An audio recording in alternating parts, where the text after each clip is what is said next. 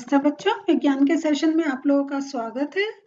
हम लोग ये जो हमारा विज्ञान का सेशन चल रहे हैं, इसमें आज हमारा जो टॉपिक है वो है जीव जनन कैसे करते हैं। और ये हमारा चैप्टर है, जैसा आप जानते हैं। इसमें आज हम जो डिस्कस करने जा रहे हैं वो है सेक्सुअल रिप्रोडक्शन के बारे में, मीन्स लैंगिक जनन किस प्रकार होता है। तो जैसा बच्चों आप लोग जानते हैं कि हम लोग इनको एक डिफरेंट अलग अलग टॉपिक्स में करके पढ़ रहे हैं, और आज जो हमारा टॉपिक है वो है लैंगिक जनन के बारे में। इससे पहले वाले सेशंस में हमने ये जो इससे पहले के जो हमारे टॉपिक्स हैं वो हम लोगों ने कवर कर लिए हैं। तो हम आज का जो टॉपिक लेते हैं, इसमें लैंगिक जनन की जब हम बात करते हैं तो इसमें ये जो इस जो जनन की ये जो क्रिया है, इस विधि में क्या होता है, जो नर युग्मक होते हैं, जो मेल गैमीट्स होते हैं, उनको हम शुक्राणु भी बोलते हैं। और जो मादा युग्मक होते हैं, मीन्स जो फीमेल गैमीट्स होते हैं, इनको हम बोलते हैं अंडाणु। तो ये पार्टिसिपेट करते हैं इनके अंदर। तो यहाँ पे हम जब देखते हैं तो ये दो गैमीट्स के जो मिलने की जो एक क्रिया होती है वो होती है लैंगिक जनन। और ये इस विधि में क्या होता है, इसमें नर एवं मादा दोनों भाग लेते हैं। और जहाँ ये एक नर और मादा दोनों भाग लेते हैं, और उसमें नर युग्मक नर का हम जो कह रहे हैं नर का नर युग्मक, और जो मादा है उनका मादा का युग्मक, मीन शुक्राणु और अंडाणु के बीच में जो फर्टिलाइजेशन होता है उसको हम बोलते हैं लैंगिक जनन। इससे पहले जो हम लोगों ने अलैंगिक पढ़े थे तो उसमें हमें एक मेल और फीमेल का नीड नहीं होता था, लेकिन इस प्रकार के जनन में हमें इन दोनों का ही एक रिक्वायरमेंट होती है। अब हम लोग देखते हैं, जब हम इसमें जो फर्टिलाइजेशन, जो निषेचन की क्रिया होती है, वो होती है जब ये जो शुक्राणु और अंडाणु आपस में निषेचन होता है, मीन्स जब वो आपस में मिलते हैं तो फर्टिलाइजेशन का प्रोसेस होता है। तो नर युग्मक की अगर हम और डिटेल में समझना चाहें, जिनको हम शुक्राणु कहते हैं, ये याद रखिएगा, ये तीन जो चीजें हैं इनको ध्यान में रखिएगा। कि मेल है तो उसमें जो मेल है या जो नर है उसका नर युग्मक, और नर युग्मक होता है शुक्राणु। मादा जो फीमेल है उसका जो युग्मक है उसको हम मादा युग्मक कहते हैं, और दूसरा उसके लिए एक वर्ड आता है अंडाणु। अब ये जो नर युग्मक है, ये जो होते हैं ये गतिशील जनन करते हैं, मीन्स कोशिका को नर युग्मक कहते हैं। तो ये गतिशील होते हैं। और जो आपकी मादा युग्मक है, जिस जनन कोशिका में भोजन का भंडार संचित होता है, उसे मादा युग्मक कहते हैं। अब हम लोग देखते हैं एक कोशिक एवं बहुकोशिक जीवों की जनन पद्धति किस प्रकार होती है। तो ये जो एक कोशिकीय जीवों में जनन की अलैंगिक विधियां ही कार्य करती हैं। तो यहाँ पे देखिए, जो एक कोश के हैं तो उनमें मेल और फीमेल का आपस में कोई एक डिफरेंस नहीं होता है, इसलिए हम कह रहे हैं कि एक कोशिकीय जीवों में जनन की अलैंगिक विधियां ही कार्य करती है, मीन्स एसेक्सुअल रिप्रोडक्शन ही होता है, जिनमें एक ही जन्म कोशिका अन्य संतति कोशिकाओं में विभाजित होती है। तो जैसे अगर हमने यूनिसेल्युलर ऑर्गेनिल्स के बारे में देखा है, हमने अमीबा के बारे में देखा है, हमने पैरामीशियन के बारे में पढ़ा है, तो इनमें क्या होता है, उनमें क्या है, उनके बॉडी के पार्ट्स होते चले जाते हैं या बडिंग होती है उनके अंदर। विभिन्न क्रिया हम लोगों ने एसेक्सुअल रिप्रोडक्शन की पढ़ी हुई है। तो इसमें हम देखते हैं कि एक ही सेल अपने उसके भाग होते जा रहे हैं, चाहे वो उनके फ्रेगमेंट्स हो रहे हैं या बडिंग से हो रहा है, और इस प्रकार नए जीव उत्पन्न हो रहे हैं। एक कोशिकीय जीवों में केवल एक जनन के जनक की आवश्यकता होती है। तो इसमें जैसा अभी हम लोगों ने लैंगिक का पढ़ा था, तो उसमें हमने देखा था हमें नर भी चाहिए और मादा भी चाहिए। लेकिन इसमें क्या है, इसमें जो हमारे एक कोशिकीय है, इसमें नर और मादा नहीं होते, वो एक ही कोशिका रहती है और वो ही ये जनन क्रिया करती है।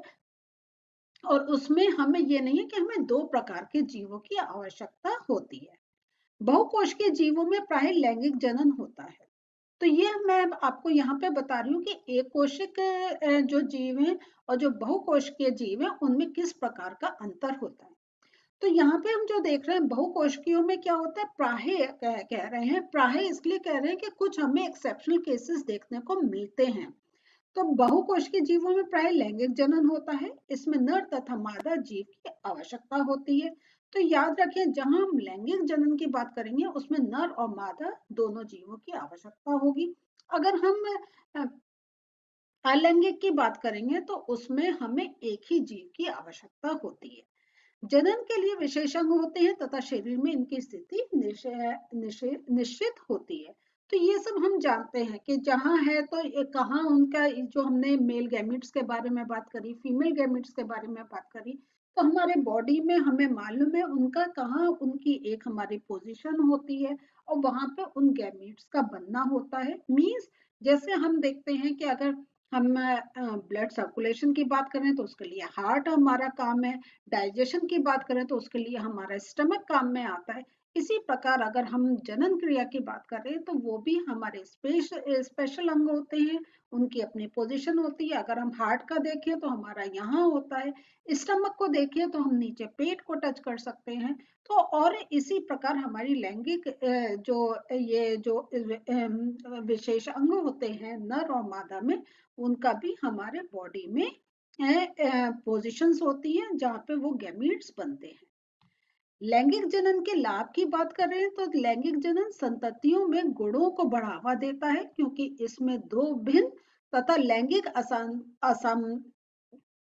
लैंगिक जनन के लाभ की बात करें तो लैंगिक जनन संततियों में गुणों को बढ़ावा देता है। मीन्स जब दो प्रकार के जब गैमीट्स आपस में मिलते हैं तो और बहुत से गैमीट्स का मीन्स और बहुत से नए कैरेक्टर्स बनने का एक चांसेस होते हैं, क्योंकि इसमें दो भिन्न तथा लैंगिक असमानता वाले जीवों से आए युग्मकों का संलयन होता है।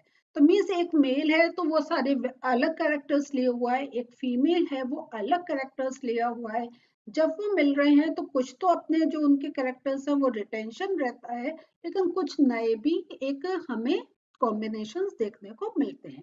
या आप इसी प्रकार सोच लीजिए, अगर आपके पास एक व्हाइट कलर है, एक ब्लू कलर है, तो अगर वो सेपरेट रहेंगे तो वो व्हाइट व्हाइट रहेगा, ब्लू ब्लू रहेगा। लेकिन जब हम व्हाइट और ब्लू को मिक्स करते हैं, अगर हम एक ऐसे ही डाल के उसको स्प्रेड करके करें तो देखेंगे कहीं बिल्कुल व्हाइट रहेगा, कहीं बिल्कुल ब्लू रहेगा, लेकिन कहीं हमें लाइट ब्लू मिलेगा, कहीं हमें डार्क ब्लू मिलेगा, उसमें हमें बहुत वेरिएशंस देखने को मिल जाते हैं। तो इस प्रकार जब दो भिन्न चीजें आपस में मिलती हैं, उनसे जो नए प्रोडक्ट्स बनते हैं उसमें हमें बहुत भिन्नता देखने को मिलती है। तो इसी को समझते हैं कि जब माता पिता का जो एक शिशु है तो वो काफी कुछ गुण अपने माता के लेता है, कुछ गुण अपने वो पिता के लेता है, लेकिन कुछ उसके अपने नए गुण होते हैं, कुछ डिफरेंस होता है, तभी वो एक अपनी इंडिविजुअल कैरेक्टर्स लेकर जन्म लेता है। लैंगिक जनन में वर्णों के नए संयोजन के अवसर होता है। यही मैंने आपको बताया था कि जब मिल रहे हैं तो एक उनका होता है कि कौन सा कहाँ, ये आप जब और सीनियर क्लासेस में पढ़ेंगे कि ये जो जब गैमेट्स फॉर्मेशन है कैसे जीन्स का कॉम्बिनेशन हो रहा है, तो उससे हमारे बहुत नए कैरेक्टर्स डेवलप होते हैं। ये नई जातियों की उत्पत्ति में महत्वपूर्ण भूमिका निभाता है। लैंगिक जनन के लाभ को और हम देखते हैं, इस जनन द्वारा उत्पन्न जीवों में काफी विभिन्नताएं देखने को मिलती हैं। ये अलैंगिक में हमें बिल्कुल सेम मिलते हैं, उनमें कोई भी हमें डिफरेंस नहीं देखने को मिलता, लेकिन लैंगिक जनन द्वारा जो संतति उत्पन्न होती है वो हम देखते हैं उनमें काफी विभिन्नताएं देखने को मिलती हैं। इस विधि से उत्पन्न संतति शारीरिक रूप से जनक से भिन्न होते हैं, परंतु डीएनए स्तर पर समान होते हैं। तो कभी आप ये पढ़ते भी होंगे कि अगर कहीं एक पेरेंटल इशू है तो डीएनए टेस्ट होता है, क्योंकि डीएनए सेम रहता है, लेकिन जो हमें एक जेनेटिक काफी डिफरेंसेस देखने को मिलते हैं। ये जो हम वर्ड्स बोल रहे हैं ये आप सीनियर क्लासेस में इनको और डिटेल में पढ़ेंगे, तो अभी आप इनको इतना समझिए, आपको बहुत इंटरेस्ट है तो आप इस पे और ज्यादा एक कर पढ़ सकते हैं। लेकिन ये बहुत डीप टॉपिक है, जब हम डीएनए की बात करते हैं, जब हम जीन्स की बात करते हैं, कैसे कॉम्बिनेशन होता है, ये सब हम सीनियर क्लासेस में इसको और डिटेल में पढ़ते हैं। अब इसको हम देखते हैं कि ये जो है आपका, ये देखिए किस प्रकार हो रहा है। तो ये जो पैतृक मीन्स पेरेंटल जो है, एकल कोशिका से दो संतति कोशिकाएं के बनने में डीएनए की प्रतिकृति बनना एवं कोशिकीय संगठनों दोनों ही आवश्यक होते हैं। यहाँ देखिए कि ये जो है हमारा इसका रेप्लिकेशन होता है, मीन्स आपके जब उसके जो डॉटर सेल्स बन रहे हैं, जब इसका डिवीजन हो रहा है तो क्या हो रहा है, ये देखिए ये क्रोमोसोम्स होते हैं। तो डीएनए में जो है उसके अंदर जो हमारे जो कैरेक्टर्स जाते हैं वो क्रोमोसोम्स होते हैं, और जब ये क्रोमोसोम्स जो में जब उनका फर्टिलाइजेशन होना होता है तो ये देखिए ऐसे ये 1 से 2 में डिवाइड हो जाते हैं। और इस प्रकार जब ये दोनों ये जो आपके हैं क्रोमोसोम्स जब ये 2 में एक डिवाइड हो गए तो इस प्रकार फिर इसका क्रोमेटिन मटेरियल है वो भी डिवाइड होता है। तो एक जो आपका जो एक जो गैमीट होता है वो इस प्रकार से 2 डॉटर सेल्स में डिवाइड हो जाता है। तो यहाँ पे यही आपको बता रहे हैं कि ये एक एकल कोशिका से क्या होता है, दो संतति मीन्स 2 डॉटर सेल्स कोशिकाओं के बनने में ये जो डीएनए की प्रतिकृति बनना एवं कोशिकीय संगठनों दोनों ही आवश्यक होते हैं। तो यहाँ देखिए जो ये जो डीएनए की क्या है, ये प्रतिकृति मीन्स उसकी एक फोटोकॉपी बन रही है। और जो कोशिकीय संगठन की बात कर रहे हैं तो ये जो यहाँ देखिए यहाँ ये जो दिखा है क्रोमेटिन मटेरियल होता है, ये भी पूरा डिवाइड हो जाता है। तो इस प्रकार 2 डॉटर सेल्स बनते हैं।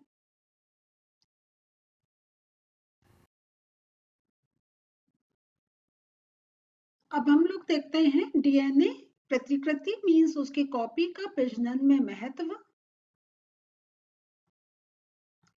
जनन के दौरान डीएनए प्रतिकृति का जीव की शारीरिक संरचना एवं डिजाइन के लिए अत्यंत महत्वपूर्ण है, जो विशेष निषेध के योग्य बनाती है। तो यहाँ पे इस पॉइंट का क्या अर्थ हो रहा है, तो जनन के दौरान जो डीएनए प्रतिकृति है मीन्स जो डीएनए की जो अभी हमने देखा था उसकी जो कॉपी बनी है, जब वो एक हमने देखा वो 2 में ब्रेक हो रहा है, तो जनन के दौरान डीएनए प्रतिकृति का जीव की शारीरिक संरचना एवं डिजाइन के लिए अत्यंत महत्वपूर्ण है। तो यहाँ ये है, और यही जब एक बाइफर्केशन होता है और फिर जब उनका फर्टिलाइजेशन होता है उससे नए यौगिक बनते हैं और इस प्रकार नए जीव बनते हैं। डीएनए की प्रतिकृति संतति जीव में जैव विकास के लिए उत्तरदायी होती है। और यही कारण है कि अगर हम देखें तो हमारे कैसे एंसेस्टर्स थे और अब हम देखें तो हमें काफी डिफरेंस देखने को मिलता है। हम ये पढ़ चुके हैं कि किस प्रकार एक मानव का ब्रेन डेवलप हुआ, किस प्रकार वो सीधे खड़ा हुआ, किस प्रकार उसका ने नए आविष्कार करे। तो ये जो है कि ये एक अंदर कैरेक्टर्स जो नए नए डेवलप होते चले गए, तो इस प्रकार जो है वो जैव विकास भी होता चला गया। और जो एक हमारे अंग जो काम के थे वो उनमें और एक कार्य करने की एक क्षमता इंक्रीज होती चली गई। और कुछ आपने पढ़ा होगा, कुछ हमारे वेस्टिजियल ऑर्गन्स हैं, मीन्स क्योंकि हमने देखा है कि कैसे एक जो ह्यूमन अगर देखें तो कैसे वो इवॉल्व हुआ, धरती पे सीधे एक मानव नहीं आया था, पहले एक कोशिकीय जीव बने, फिर द्विकोशिकीय, फिर बहुकोशिकीय, फिर उसमें भी एक एडवांस होता चला गया। तो धीरे धीरे हम देखते हैं कि अगर आज से हम 500 साल पहले के जीवों को देखें और अब के जीवों को देखें तो हमें काफी डिफरेंस देखने को मिलता है। और यही जैव विकास होता है कि धीरे धीरे वो जो चेंजेस है वो नेक्स्ट जनरेशन में जा रहे हैं और उनमें और डेवलपमेंट हो रहा है। आगे हम लोग देखते हैं डीएनए की प्रतिकृति में मौलिक डीएनए से कुछ परिवर्तन होता है, मूलतः समरूप नहीं होते हैं, अतः जन्म के बाद इन पीढ़ियों में सहन करने की क्षमता होती है। यही मैंने आपको अभी पहले पॉइंट में समझाया था कि कैसे कैसे जो एनवायरनमेंट में चेंजेस हो रहे हैं उनको हम एक्सेप्ट कर पाए। तो डार्विन की भी थ्योरी अगर हम पढ़ें तो उसमें सर्वाइवल ऑफ द फिटेस्ट का हमने पढ़ा था कि जो जो क्लाइमेटिक चेंजेस हो रहे थे उनके को सहन करने के लिए जिनके अंदर वैसे अंग डेवलप होते चले गए वही संतति आगे चलती चली गई। और उसी प्रकार जैसे और जो चेंजेस हुए जब, तो एक जनरेशन से दूसरे जनरेशन में वो पास होते चले गए। डीएनए की प्रतिकृति में ये परिवर्तन परिवर्तनशील परिस्थितियों में जीवित रहने की क्षमता प्रदान करता है। यही मैंने अभी आपको बताया था, सर्वाइवल ऑफ द फिटेस्ट, कि हमें एक जो परिवर्तन हो रहा है उसके साथ एक हम अपना समायोजन कर पाए, उसके साथ हमें एक एडजस्टमेंट कर पाए। अगर हम जो क्लाइमेटिक चेंजेस हो रहे हैं उसमें अगर हम एडजस्ट नहीं कर पाएंगे तो हम एक्सटिंक्ट हो जाएंगे। जैसे डायनासोर है, इतना विशाल का शरीर था, उस समय अर्थ की कुछ और ही कंडीशन थी, माउंटेन्स बहुत थे, रॉकी बहुत थे। लेकिन जैसा आप लोग ने पढ़ा भी होगा, सुना भी होगा कि बहुत चेंजेस होते चले गए, और फिर उनको जो उनका जो भोजन था वो उनको प्रॉपर प्राप्त नहीं हो रहा था, वो क्लाइमेटिक कंडीशन से अपने को अडेप्ट नहीं कर पा रहे थे, इसलिए वो जीवित नहीं रह पाए। तो जीव वही जीवित रहे हैं इतने सालों तक, इतने वर्षों तक, जिन्होंने जो परिवर्तन हो रहा है उससे उन्होंने को सहन करने की उनके अंदर क्षमता डेवलप हो गई है। संतति में गुणसूत्रों की संख्या एवं डीएनए की मात्रा पुनर्स्थापन की अगर हम बात करें, तो जनन अंगों में कुछ विशेष प्रकार की कोशिकाओं की परत होती है, जिनमें जीव की कायिक कोशिकाओं की अपेक्षा गुणसूत्रों की संख्या आधी होती है। तो यहाँ ये देखिए कि जो हमारे जनन अंग है, जैसा हमने देखा था, उसमें हमारे स्पेशल वो रिप्रोडक्टिव सेल्स होते हैं, और उनके अंदर हमारे क्या होते हैं, क्रोमोसोम्स होते हैं। और ये जो क्रोमोसोम्स हम जैसा जानते हैं, दे आर 23 पेयर्स होते हैं, जिसमें हम जानते हैं 22 पेयर्स तो सेम होते हैं। 23rd जो पेयर होता है वो सेक्स क्रोमोसोम्स का उसमें आता है, क्योंकि वही हमारा जो मेल है या फीमेल है उसी के कारण हमारा डिफरेंस होता है। तो और जब फर्टिलाइजेशन का कार्य होता है तो वो आधी संख्या में हो जाते हैं, जो अभी हमने 2-3 स्लाइड्स पहले आपको दिखाया था। फिर वो आधे और आधे नर के आधे फीमेल के जब मिलते हैं आपस में, तो वो नई संतति में 46 फिर से उनका काउंट हो जाता है। तो 23 पेयर्स, या हम उनको 46 इन नंबर बोलते हैं। ये कोशिकाएं युग्म कोशिकाएं होती हैं, जो भिन्न भिन्न जीवों में होने के कारण लैंगिक जनन में क्या करते हैं, वो युग्मन द्वारा एक जाइगोट बनाते हैं, और यही जाइगोट फिर एक नई संतति को उत्पन्न करता है।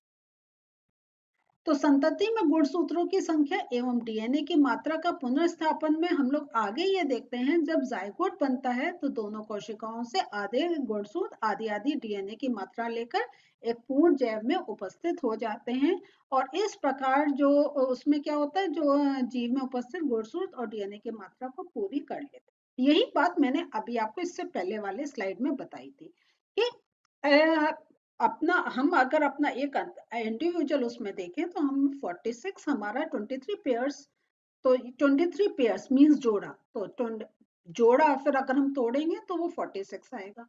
तो ये है कि जब वो एक डिवाइड हुए तो 23 गए मेल के, 23 गए फीमेल के, आपस में मिले फिर से 46 हो गए। तो इस प्रकार ये इनकी जो मात्रा है वो नई संतति में उतनी ही मेंटेन रहती है। तो इस प्रकार संतति में गुणसूत्रों की संख्या एवं डीएनए की मात्रा पुनर्स्थापित हो जाती है। ये मैंने यही आपको देखिए इससे पहले वाली स्लाइड में, तो ये जो आपको पॉइंट्स हमने लिखकर बताए हैं, ये अगर आप याद कर लेंगे तो आपका इस प्रकार इसके ऊपर कोई क्वेश्चन आएगा, आप इजिली आंसर दे सकते हैं। तो लैंगिक जनन के प्रकार में देखते हैं, पौधों में लैंगिक जनन होता है जो सेक्सुअल रिप्रोडक्शन इन प्लांट्स कहलाता है, और जंतुओं में लैंगिक जनन सेक्सुअल रिप्रोडक्शन इन एनिमल्स कहलाता है। तो आज हम लोगों ने देखा कि किस प्रकार लैंगिक जनन में का कार्य होता है, और कैसे एक मेल गैमीट और एक फीमेल गैमीट आपस में मिलते हैं और वो एक जाइगोट बनाते हैं, उससे नई संतति बनती है। तो आज का सेशन अब हम यहीं रोकते हैं, अगले सेशन में फिर मिलते हैं, बाय।